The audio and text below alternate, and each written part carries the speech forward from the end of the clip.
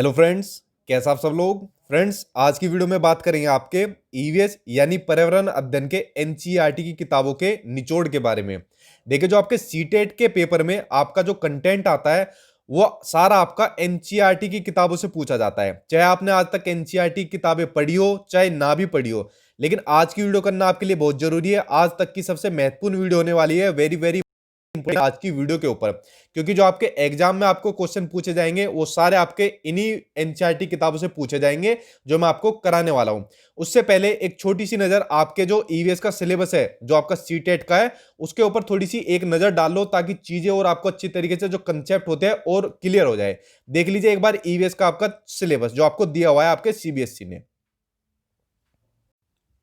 देखिए, ये सामने आपको अपनी स्क्रीन पर दिख रहे हैं, ये जो सारे कंटेंट आपके ये 30 में से 15 नंबर के पूछे जाते हैं, और ये जो सभी टॉपिक है यही से आपके क्वेश्चन पूछे जाते हैं आपके एग्जाम के अंदर, जो आपका सीटेट के अंदर होता है।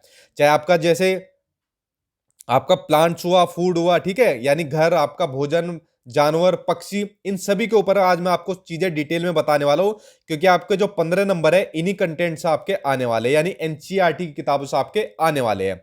बाकी के जो 15 नंबर होते हैं, तो बाकी के 15 नंबर में आती है आपकी पेडागोजी। इस पेडागोजी के अंदर ये जितने भी कंटेंट है वो मैं आपको करा दूंगा नेक्स्ट वीडियो में, इसलिए ये 15 नंबर भी आपके मैं पूरी तैयारी अच्छे तरीके से करा दूंगा।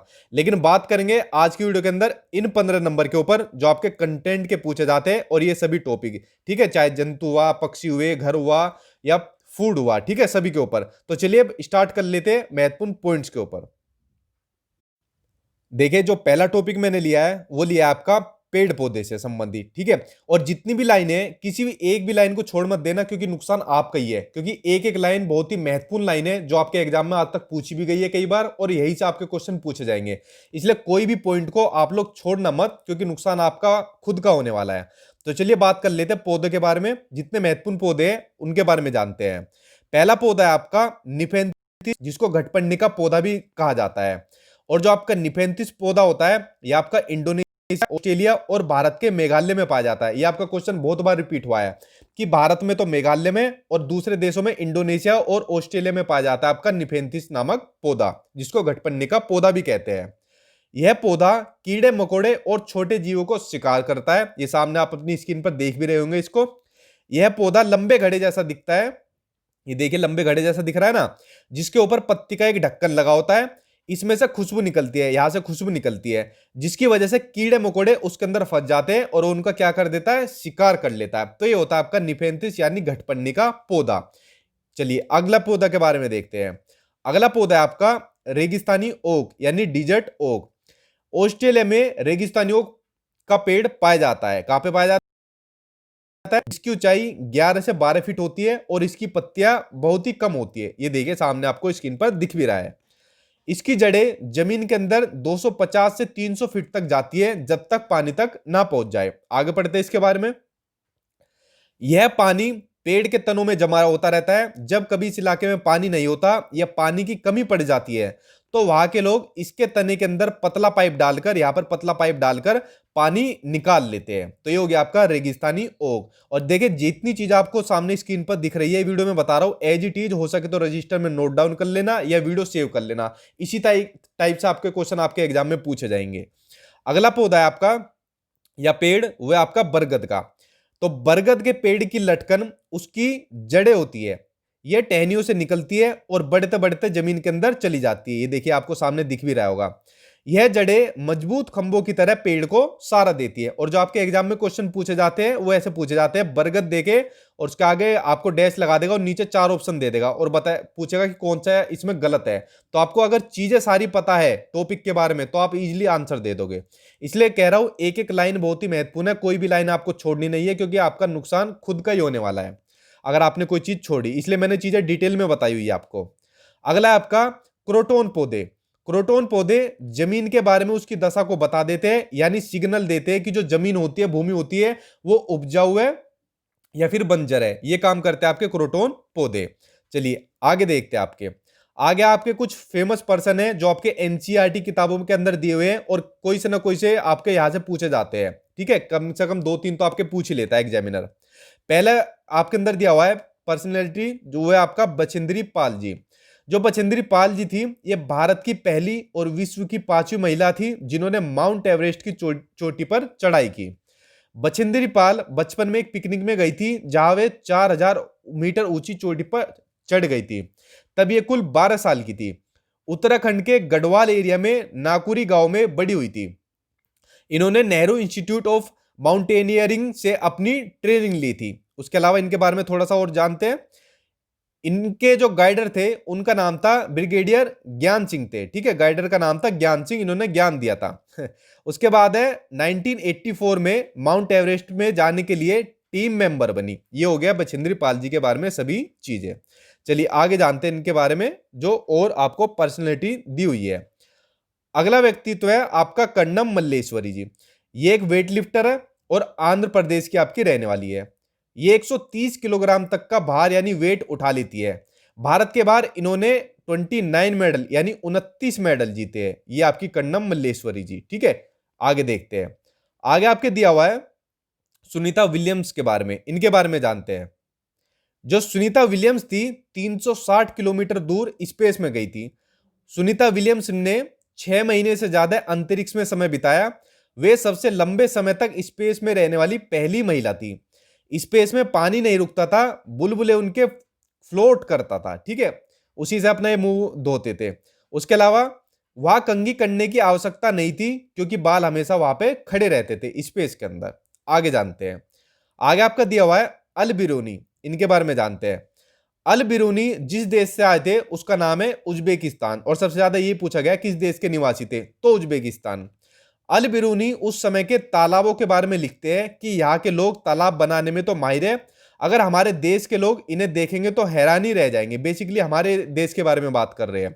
बहुत बड़े बड़े भारी पत्थरों को लोहे के कुंडों और सरियों से जोड़कर तालाब के चारों तरफ चबूतरे बनाए जाते हैं। ये अल बिरूनी के बारे में सभी महत्वपूर्ण चीजें थी। अगला देखते हैं। अगले आपके चमकता सितारा यानी गर्ल स्टार। इनके बारे में पढ़ते हैं। सूर्यमणि एक चमकता सितारा है। चमकते सितारे उन साधारण लड़कियों की असाधारण कहानियां हैं जिन्होंने स्कूल जाकर अपनी जिंदगी बदल दी। सूर्यमणि 21 साल की थी जब उसने वासवी दीदी और कई लोगों की मदद से एक केंद्र यानी सेंटर खोला। आगे देखते हैं। और जो इन्होंने सेंटर खोला था उसने इस जगह का नाम रखा था तोरांग। और कुडुक भाषा में तोरांग का मतलब होता है जंगल। ठीक है, ये हो गया इनके बारे में। अब जानते हैं घरों के बारे में। हर स्टेट के अलग अलग घर के बारे में उनकी विशेषताएं।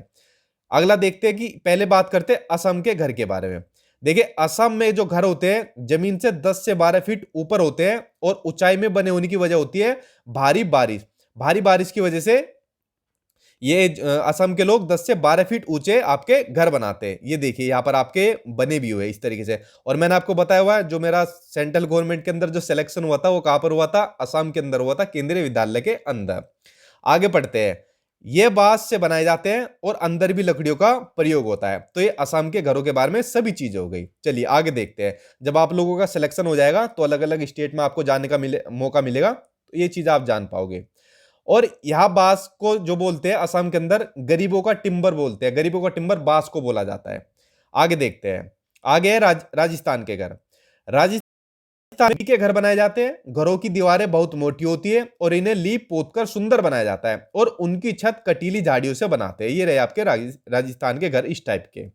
अगले घर आपके मनाली। मनाली में बारिश भी होती है और बर्फ भी पड़ती है। यहाँ घर पत्थर और लकड़ी से बने होते हैं जिनकी छतें ढालू होती है। इस टाइप के आपके मनाली घर होते हैं। आगे देखते हैं। आगे आपके लद्दाख के। लद्दाख पहुंचने के लिए जम्मू से कहा जाता है। बहुत बार रिपीट हुआ है कि कोल्ड डिजर्ट किसको कहा जाता है, ठंडा रेगिस्तान, लद्दाख को। लद्दाख में घर पत्थर के होते हैं जिनकी छत और फर्श लकड़ी की होती है। ये सामने आप देख भी रहे होंगे इस टाइप के आपके। अगला देखते हैं। अगला आपका इग्लू कि बर्फ के घर टुंड्रा प्रदेश में पाए जाते हैं। और ये जो घर होते हैं जिनको इग्लू बोलते हैं, बर्फ के घरों को इग्लू कहा जाता है, ये एस्किमो प्रजाति द्वारा बनाए जाते हैं। इन्हीं घरों को इग्लू कहा जाता है। ये सामने देख रहे हो ना इग्लू, इसके अंदर जैसे लोग चले जाते हैं तो लोगों की जो गर्मी होती है यानी ह्यूमन की खुद की जो हीट होती है, ये इग्लू उस हीट को बाहर नहीं आने देते, जिससे अंदर इन इग्लू के अंदर गर्मी बनी रहती है। ठीक है, ये भी आपका क्वेश्चन सीटेट के अंदर पूछा गया था कई बार। आगे देखते हैं। आगे आपका टॉपिक है मैप से यानी मानचित्र से रिलेटेड, कम से कम 2 नंबर ये आपको कंफर्म कराएगा आज की वीडियो। देखिए किस टाइप के क्वेश्चन पूछते हैं। क्वेश्चन पूछ लेगा कि भारत में बिहार के सापेक्ष जम्मू कश्मीर की स्थिति क्या है, या बिहार के आसपास कौन से स्टेट है, या बिहार के पूर्व में कौन है, पश्चिम में कौन है। देखो इसको ध्यान से समझना, बहुत ही महत्वपूर्ण है। पहले इसको जान लीजिए, ये होती है आपकी सीधे हाथ पर पूर्व, ये आपकी पश्चिम, ये आपकी उत्तर, ये आपकी दक्षिण, इतना आप सभी लोगों को पता है। ये होता है आपका उत्तर पूर्व, ये उत्तर पश्चिम, ये दक्षिण पश्चिम, ये आपका दक्षिण पूर्व। देखिए अब जैसे क्वेश्चन इसने पूछा है एग्जामिनर ने कि भारत में बिहार के सापेक्ष जम्मू कश्मीर और गोवा की स्थिति पूछी है। अब देखिए मैप के अंदर देखिए, पहले तो बिहार देखिए, तो भाई मैप के अंदर आपका ये रहा आपका बिहार, ये रहा आपका बिहार मैप के अंदर, और बिहार के सापेक्ष किसकी पूछी थी, जम्मू कश्मीर और गोवा की पूछी थी। ठीक है, अब देखिए यहां पर सिंपल सा एक काम करो, जो मैंने आपको चीज बताई है डायग्राम, ये आपने कर लिया कि भाई ये तो हो गया आपका पूर्व, ये पश्चिम, ये आपका उत्तर, ये आपका दक्षिण। अब बिहार के सापेक्ष जम्मू कश्मीर, तो भाई जम्मू कश्मीर आपका ये रहा, और उसके अलावा दूसरा क्या पूछा था, दूसरा गोवा, तो गोवा आपका ये रहा। तो जम्मू कश्मीर किस साइड है, तो देखिए ये था आपका उत्तर और ये था आपका पश्चिम, तो यानी ये तो है आपका उत्तर पश्चिम। ये आपका नीचे है आपका दक्षिण और ये आपका पश्चिम, तो ये हो गया आपका दक्षिण पश्चिम, यानी कि आपका उत्तर पश्चिम और आपका दक्षिण पश्चिम। देखिए ये आपका आंसर जो हो जाएगा उत्तर पश्चिम और दक्षिण पश्चिम, सिंपल सा आंसर था।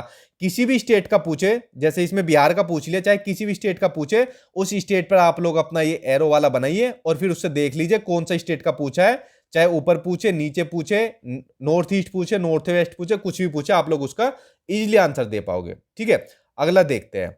देखिए आगे पूछा है, इसी से संबंधित जो क्वेश्चन पूछे जाते हैं कि केरल के निकटवर्ती राज्य कौन से हैं। मैंने कहा ना, अगर आपको एक बार मैप आ गया तो आप लोग इजीली आंसर दे पाओगे। अब देखिए केरल के नजदीक में कौन कौन से हैं, ये देखिए ये आपका केरल। अब केरल के नजदीक में कौन से है, बेंगलुरु है और आपका तमिलनाडु है, दो हो गए आपके। ठीक है, तो आंसर आपका बेंगलुरु और तमिलनाडु हो गया। ये क्वेश्चन आपके देखो सीटेट से लिए हुए, मैंने जो आपको बता रहा हूं, यानी सॉरी बेंगलुरु मैंने उसकी वो बता दी थी राजधानी, यानी कर्नाटक और तमिलनाडु, ये आपका आंसर हुए। ठीक है, देखिए केरल के नजदीक में ये रहे आपके, केरल के नजदीक में कर्नाटक और आपका तमिलनाडु।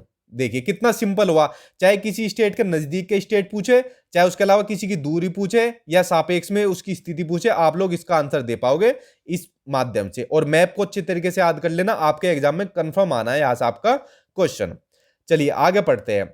आगे दिया हुआ थीम है, मैंने अभी आपको शुरू में जो सिलेबस बताया था वही आपको पूछा हुआ है। यहां से कोई एक थीम के बारे में एग्जामिनर आपसे पूछ लेता है, लेकिन आपको सारी होनी याद जरूरी है।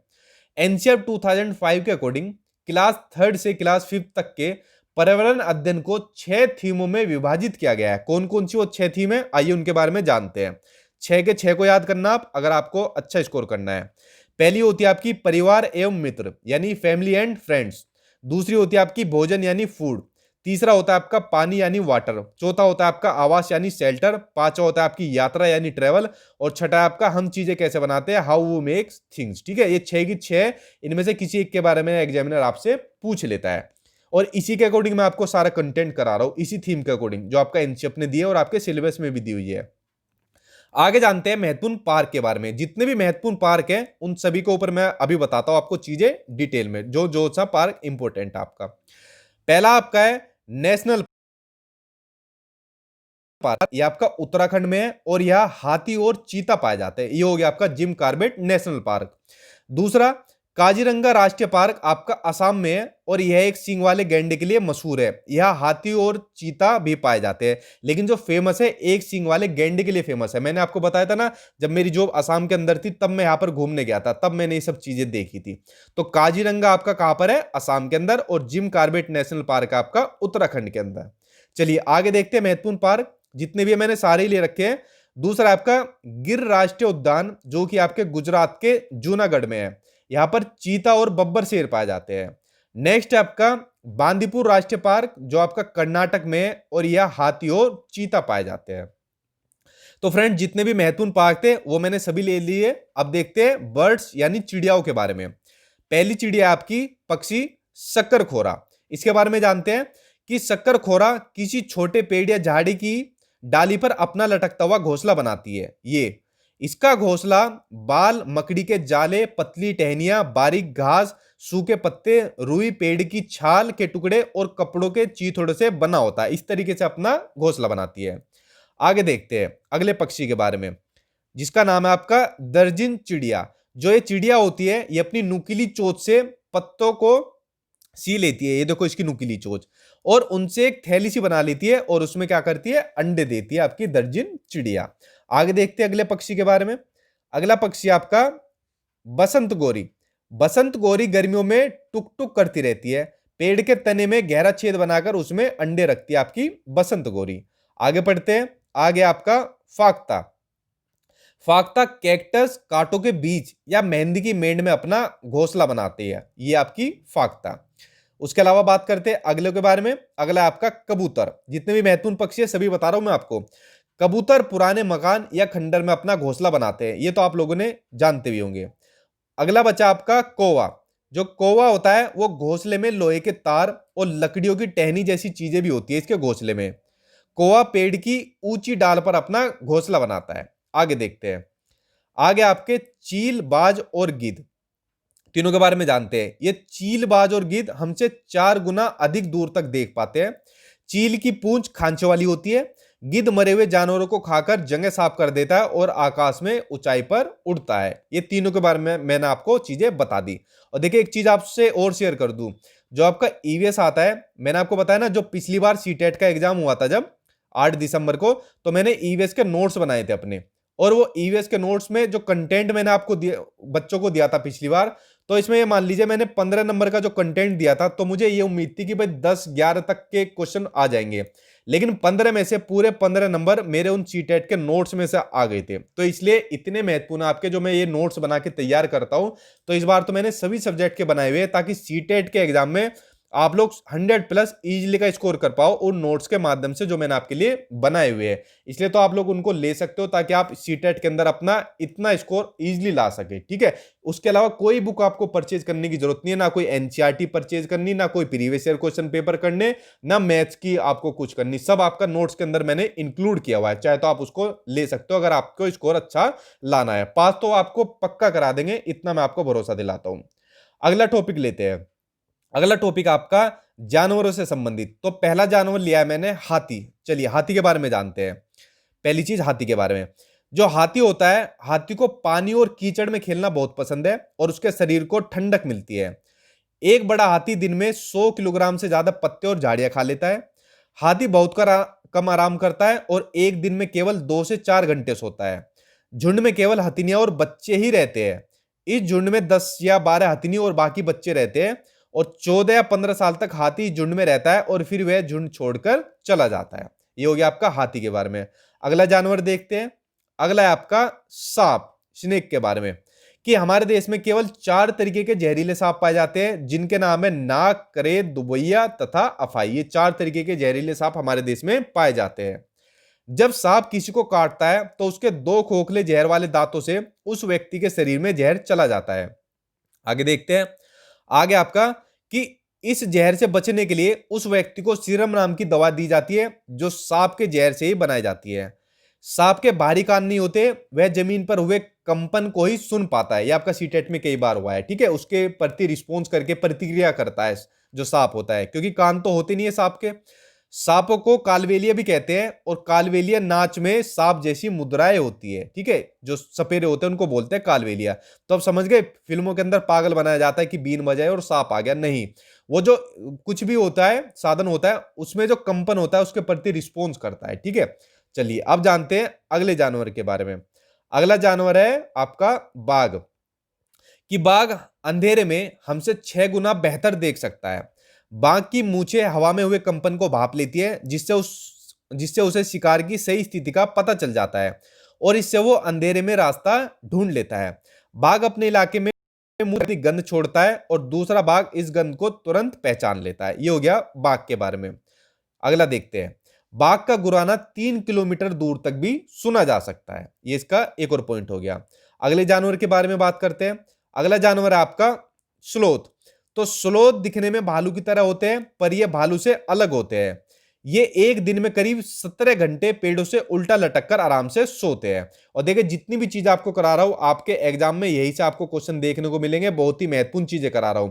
साथ ही चैनल को सब्सक्राइब कर लेना आप लोग, क्योंकि आपका जितना भी सीटेट का सिलेबस है मैं अपने यूट्यूब चैनल पर आपको करा ही रहा हूं, इसलिए चैनल सब्सक्राइब कर लेना।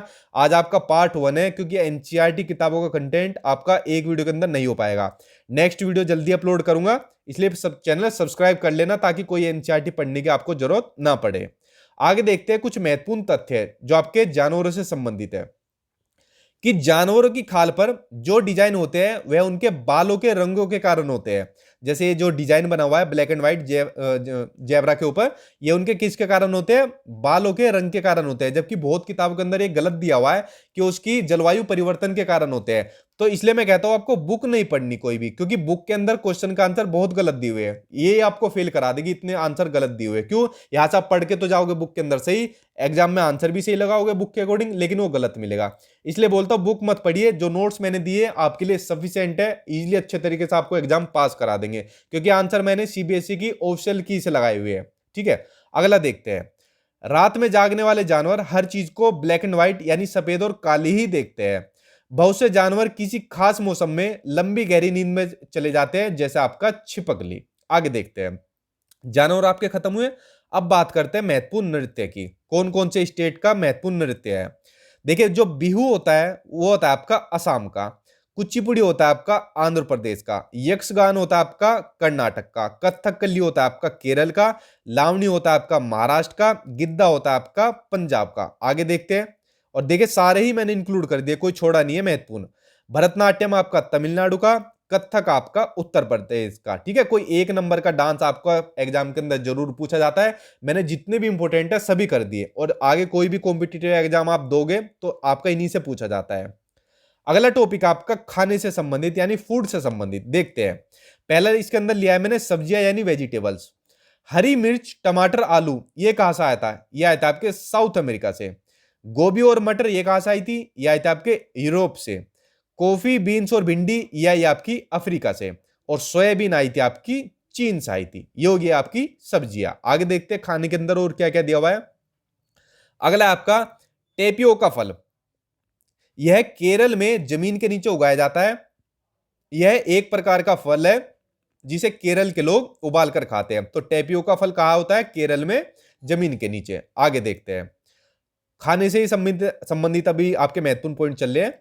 गुड़, आंवला और हरे पत्तेदार सब्जियां, इनमें क्या मिलता है? इनमें मिलता है आयरन यानी लोहा।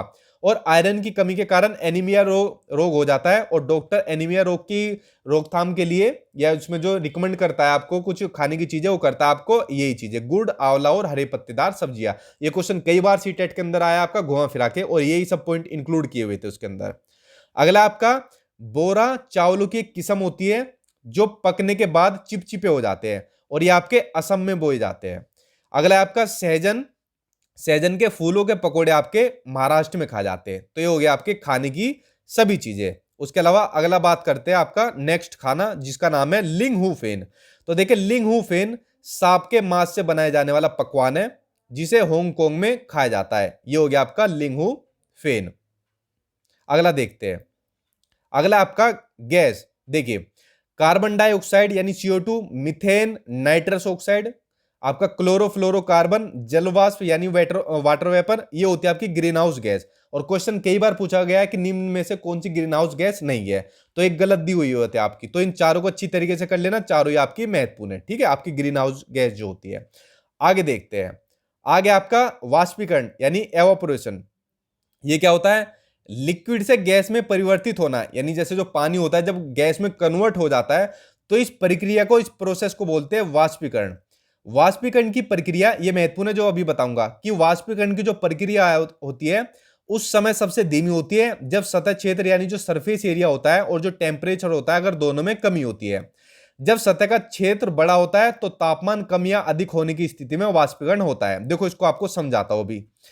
देखो जब कपड़े सुखाते हैं इस तरीके से खुले खुले सुखाते हैं ना, और जब इस तरीके से खुले खुले सुखाते हैं तो कपड़े जल्दी सूख जाते हैं, लेकिन जब इस तरीके से मिला के सूख जाते हैं तो कम सूखते हैं। ये इसके अंदर दिया हुआ है कि जो ये आपका दिया हुआ है वाष्पीकरण की प्रक्रिया उस समय सबसे अधिक धीमी होगी। कब होगी?